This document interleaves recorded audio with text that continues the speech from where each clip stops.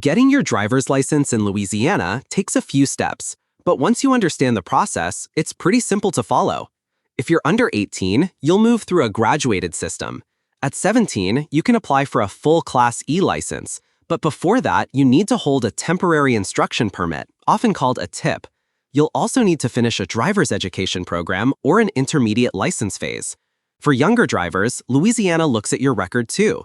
You can't have any at-fault accidents, moving violations, or seatbelt, curfew, or alcohol violations in the last 12 months before applying.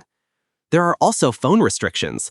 Anyone 17 or younger is not allowed to use a phone while driving, whether it's for talking, texting, or anything else, unless it's an emergency. If you're 18 or older and applying for your first license, the process is a little different. Adults also need to start with a tip before practicing. You'll have to complete either a full driver's education course, which is 30 hours in the classroom and 8 hours behind the wheel, or a shorter pre-licensing course, which is 6 classroom hours and 8 hours behind the wheel.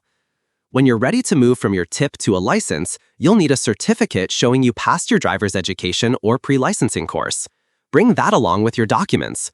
You'll need one primary ID, like a birth certificate, passport, Louisiana ID card, or military ID. You'll also need proof of your Social Security number, which could be your Social Security card, a W-2, or even a printout from the Social Security office. If you don't have a number, you'll need an official letter that explains that. On top of that, bring one extra piece of ID, like a work badge, diploma, or insurance card, plus proof of your current Louisiana address. Once you pass your road test and everything checks out, you'll get your Class E license.